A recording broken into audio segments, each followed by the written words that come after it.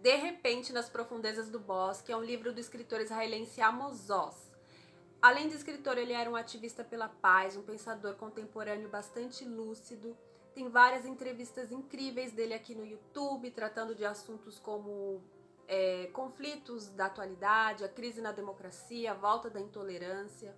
Ele tinha considerações bastante cirúrgicas acerca de questões atuais, relevantes. Então vale bastante a pena conhecer mais sobre Amos Oz. Esse livro tem classificação juvenil, mas dada a nossa atual conjuntura social mundial, vários adultos deveriam ler este livro, que trata de assuntos como preconceito, ódio, discriminação, intolerância, exclusão social. Então qualquer semelhança com assuntos que precisam ser tratados urgentemente não é mera coincidência. Bom, vamos à obra, né? A história se passa numa aldeia triste, cinzenta e amaldiçoada, isolada no fim do mundo. A maldição que pairava ali é que lá não existiam animais.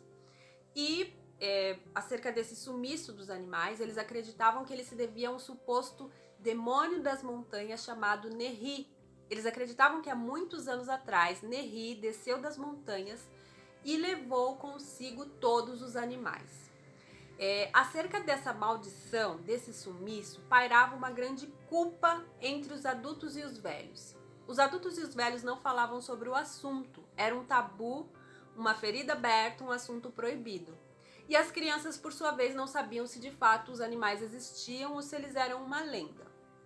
Também pairava ali um grande medo. Eles acreditavam que todas as noites Nehri descia ali na aldeia para levar consigo qualquer alma viva que ele encontrasse pelo caminho. Então é nesse contexto, uma aldeia triste, amaldiçoada, nessa narrativa que o autor trabalha várias questões, e uma delas é o preconceito. Porque os poucos adultos daquela aldeia que quebravam o tabu, que falavam sobre os animais, que falavam sobre eles para as crianças, que tinham esperança na volta dos animais, uma esperança lúdica, bonita até, eram tidos como loucos, como excêntricos, estranhos, e eram vítimas de preconceito e exclusão social. Ainda com essa narrativa, o autor trabalha a questão da coletividade, do pensamento de massa, versus a individualidade pensante, questionadora, racional. Ele trabalha essa questão com dois personagens, a Maya e o Mate. A Maya e o Mate eram duas crianças questionadoras, atrevidas, curiosas, e eles questionavam, né, essa ideia do senso comum, esse status quo, que acreditava num pensamento mágico, né? Naquela aldeia eles acreditavam em algo supersticioso, num demônio das montanhas. Maya e Mate representam a força do questionamento versus esse delírio coletivo, né? Eles queriam saber se os animais existiam, quem era Nehri, por que a aldeia era amaldiçoada.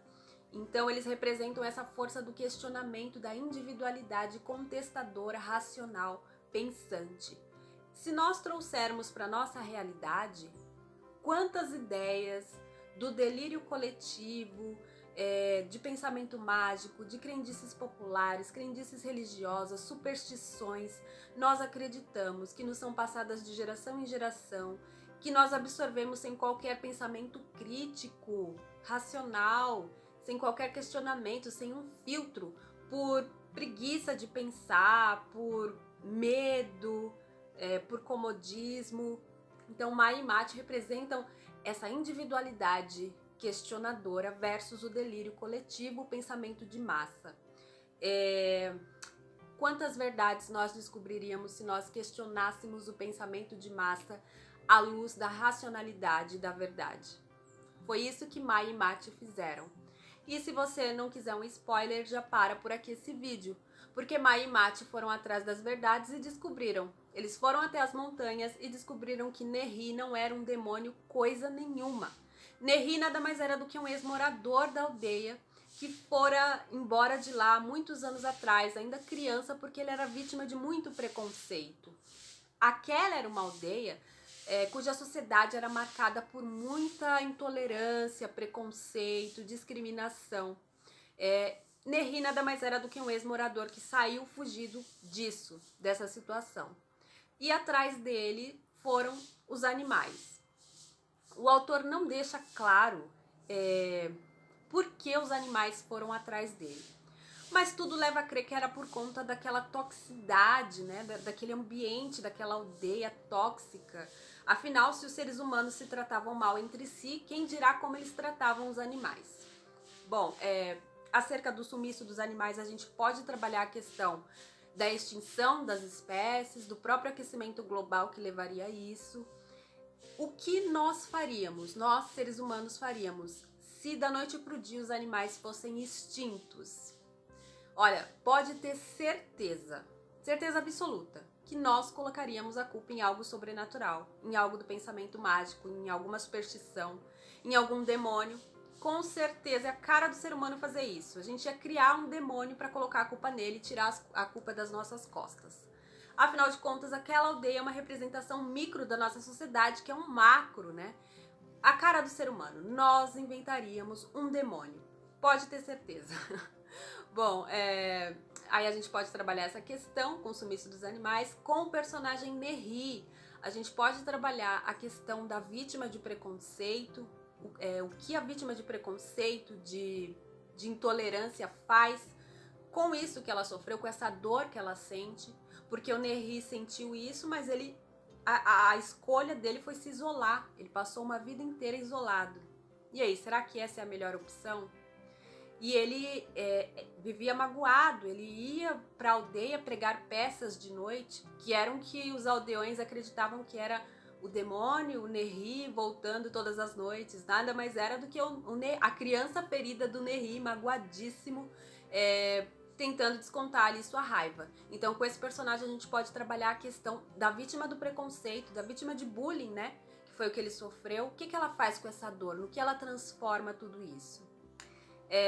Outra coisa importante também de salientar aqui é que Nerri vivia nas montanhas com os animais numa sociedade de colaboração e de respeito mútuo. Uma sociedade funcional, de fato, de colaboração e respeito. Ou seja, Nerri conseguiu, entre os animais na montanha, os animais irracionais na montanha, o que ele não conseguia, o que não se conseguia entre os seres humanos ali na aldeia. Também é uma outra questão aí a ser pensada. Bom, Maia e Mate ficam um tempo com Nerri e os animais lá, né, nas montanhas, só que Maia e Mate precisam voltar. E aí nessa volta eles decidem convidar o Nerri para voltar com eles. Eles falam: escuta, Nerri, por que você não volta com a gente, né? Sai desse isolamento, traz os animais, né? Assim acaba a tristeza, acaba a maldição na vila, volta a alegria. Só que aí Nerri sabiamente para e pensa e fala: tá, se eu voltar, eu vou ser respeitado porque eu sou diferente.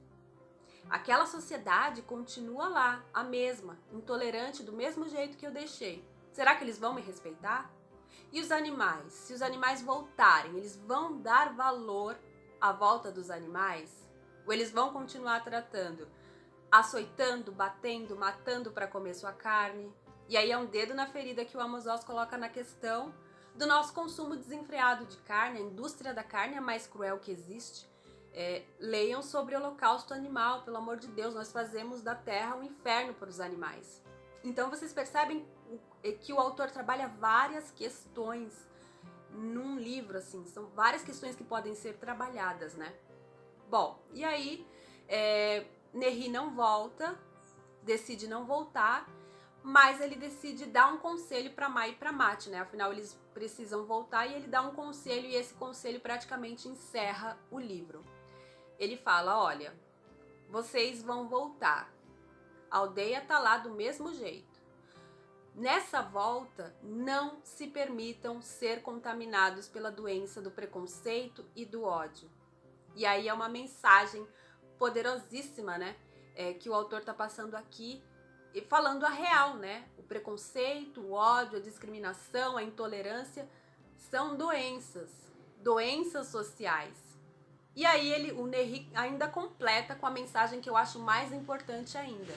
Ele fala, olha, vocês vão voltar, não se permitam contaminar por essas doenças, mas ao mesmo tempo, quando vocês presenciarem essas manifestações de preconceito, de intolerância, de discriminação, não se calem, conversem com essas pessoas, resgatem esses amigos.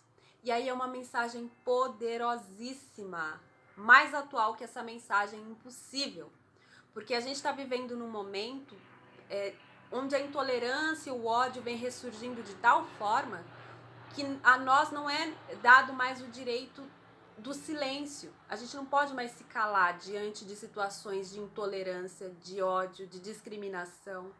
É aquela frase, né? Quando você se cala diante de uma situação de injustiça, você está do lado do opressor. Então o livro está falando do poder do diálogo para resgatar as pessoas dessa situação, dessa doença da intolerância, do ódio. Então é uma mensagem poderosíssima. E aí o livro termina com uma palavra muito significativa, que é a palavra amanhã. Maia e Mate estão ali conversando acerca das coisas que eles precisam fazer quando eles voltarem para a aldeia. E aí Maia fala para Mate, amanhã. O significado é bastante significativa e quer dizer que a luta por uma sociedade mais justa, igualitária, que abomina o preconceito, a discriminação, o ódio, está sempre por vir, é sempre um amanhã. Se engana quem pensa que essa luta vai acabar um dia.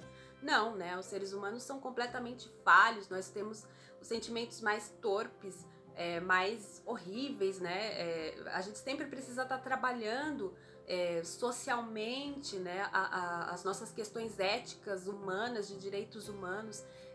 A luta por uma sociedade mais justa, que abomina o preconceito, o ódio, a intolerância, a discriminação, é sempre um amanhã. É um trabalho de base, é uma educação e reeducação das gerações, educa e reeduca e repete, repete. Trabalho de formiguinha, é sempre um amanhã. Então é um livro que trata diversos assuntos muito atuais e que deveria ser lido, é uma fábula, como o próprio autor diz, uma fábula para todas as idades.